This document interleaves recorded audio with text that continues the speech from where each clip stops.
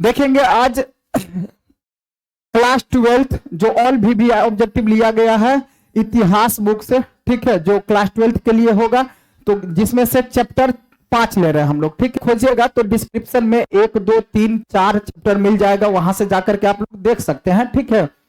और इसमें 5 चैप्टर हम लोग देखेंगे जो यात्रियों के नजरिए से, यात्रियों के नजरिए से। देखिए बोर्ड एग्जाम जो 2024 के लिए बहुत इंपॉर्टेंट है ये चैप्टर, ठीक है, और इससे क्वेश्चन आता है अच्छा खासा। तो देखते पहला क्वेश्चन क्या है भाई, ठीक है। अल बरूनी का जन्म कहां हुआ था? अल बरूनी का जन्म कहां हुआ था? जवाब देते जाइए, आप लोग भी जवाब देते जाइए, ठीक है। हाँ, अल बरूनी का जो जन्म हुआ था कहां? ख्वारिज्म में। कहां हुआ था? ख्वारिज्म में। ऑप्शन नंबर ए क्या हो जाएगा भाई? सही हो जाएगा, ठीक है। चलिए आगे दूसरा नंबर क्वेश्चन क्या कह रहा है?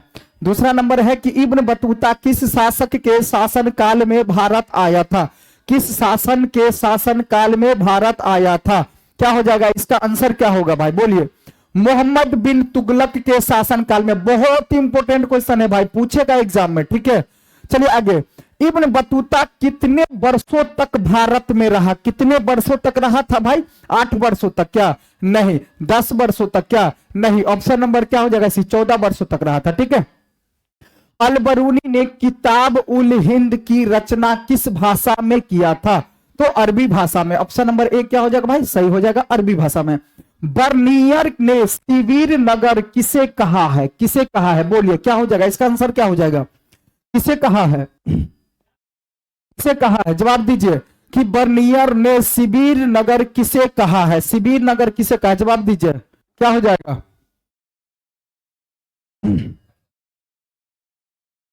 देखिए, बर्नियर ने शिविर नगर किसे कहा है? तो व्यापारिक केंद्र को क्या? राजधानी को क्या?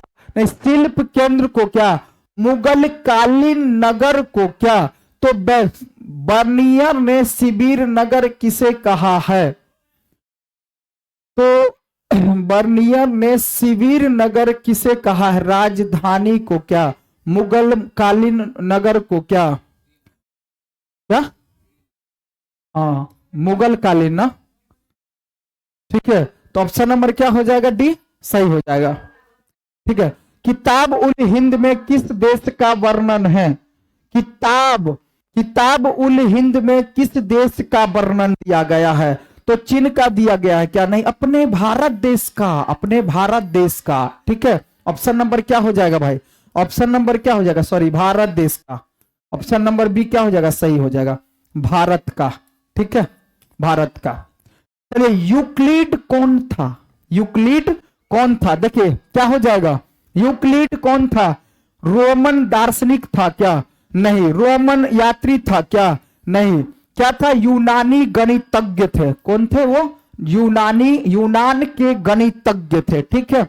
चलिए आगे, नसीरुद्दीन नामक धर्मोपदेशक के प्रवचन से कौन इतना प्रसन्न हुआ कि उसे 1 लाख टके मुद्रा तथा 200 दास दे दिए? 200 दास दे दिए, ठीक है। तो इसका आंसर क्या होगा भाई?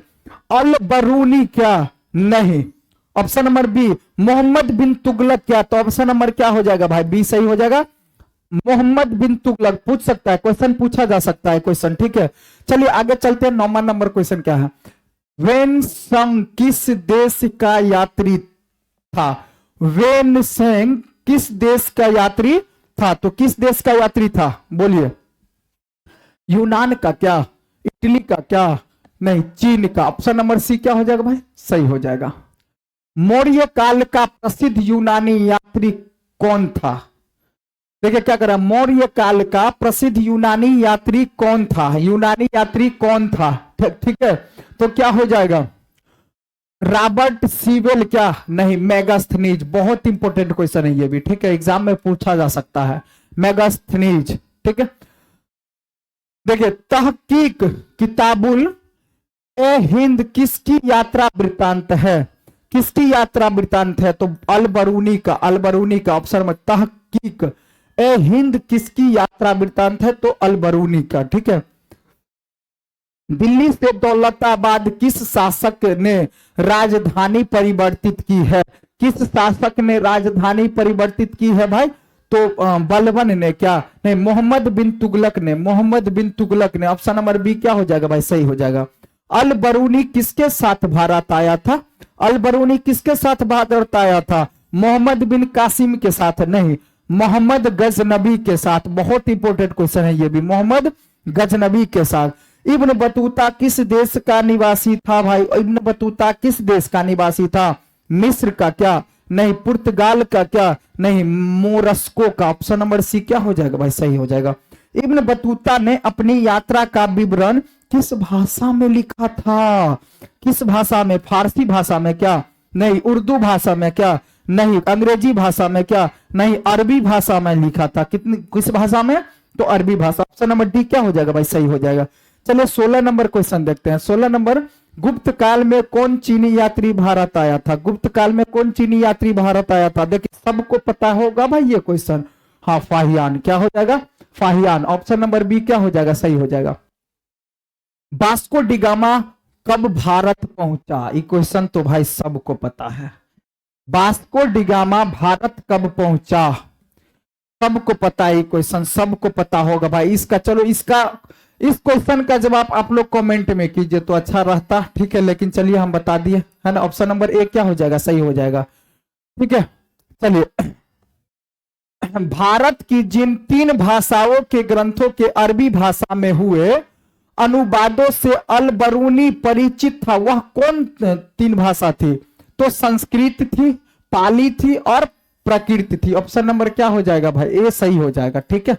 ए सही हो जाएगा, है ना।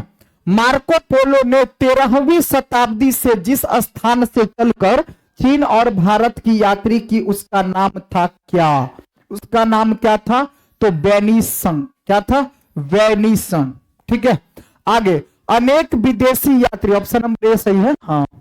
अनेक विदेशी यात्रियों ने भारत की जिन 2 चीजों को असामान्य माना है वे हैं। तो क्या हो जाएगा इसका आंसर? क्या हो जाएगा बोलिए? इसका आंसर क्या हो जाएगा? दूध तथा अंडे? नहीं। नारियल तथा पान? तो ऑप्शन नंबर ए क्या हो, 20 क्या हो जाएगा भाई? सही हो जाएगा, नारियल और पान। अल बरूनी भारत में जिस शताब्दी में आया था वह थी कौन? किस शताब्दी में जो अल बरूनी भारत आए थे? ठीक है, तो 11वीं शताब्दी में। ऑप्शन नंबर ए क्या हो जाएगा भाई? सही हो जाएगा, 11वीं शताब्दी में। इब्न बतूता की भारत यात्रा को जिस शताब्दी से संबंधित माना जाता है वह थी। इब्न बतूता की भारत यात्रा को जिस शताब्दी से संबंधित माना जाता है वह थी क्या? कौन सी शताब्दी थी? तो क्या हो जाएगा? 11वीं शताब्दी थी क्या?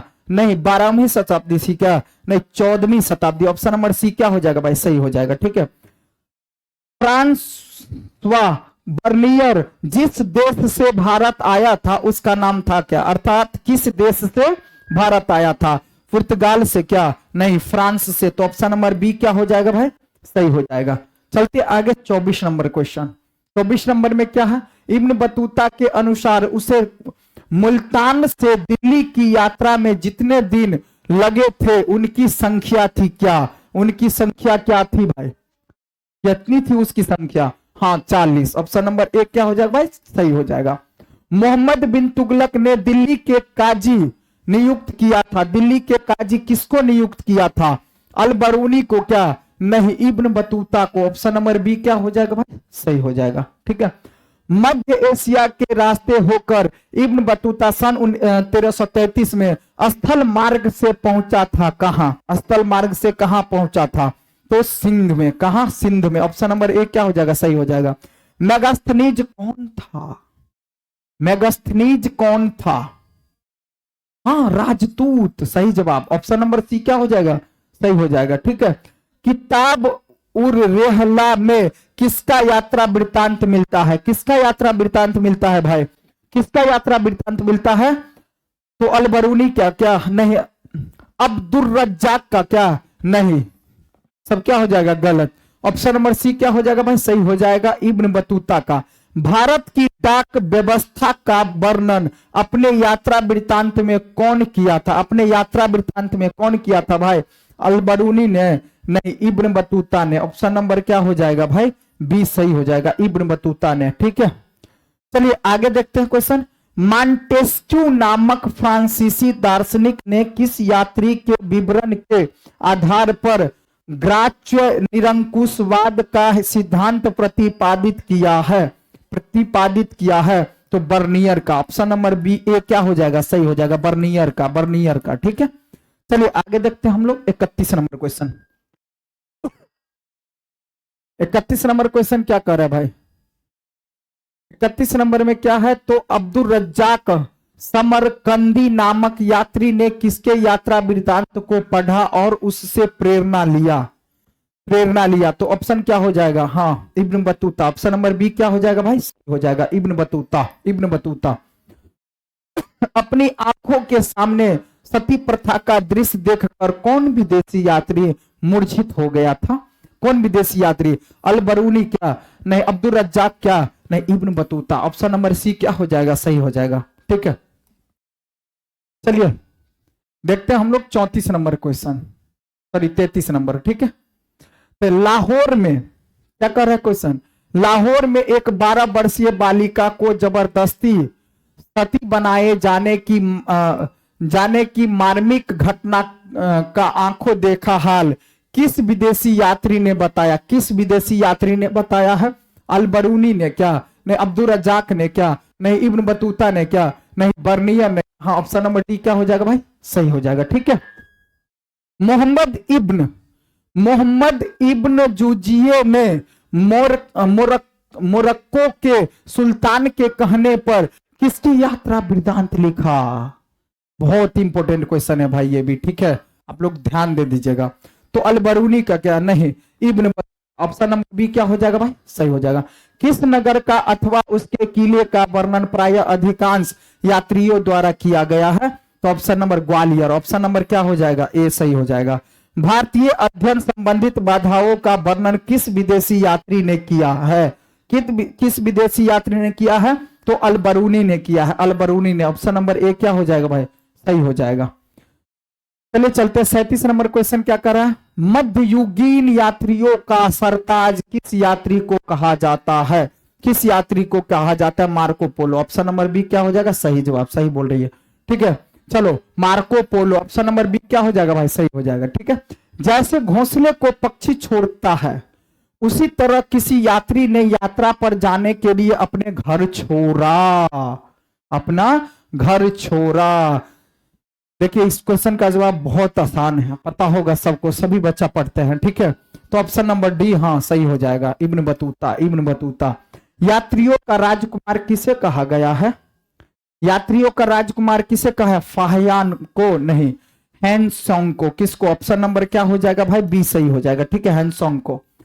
कैप्टन हॉकिंस किस मुगल शासक के दरबार में आया था? किस मुगल शासक के दरबार में आया था? अकबर के क्या? नहीं, जहांगीर के दरबार में। ऑप्शन नंबर बी क्या हो जाएगा भाई, सही हो जाएगा। ठीक है, ऑप्शन। दिल्ली सल्तनत की स्थापना हुई थी। तो दिल्ली सल्तनत की स्थापना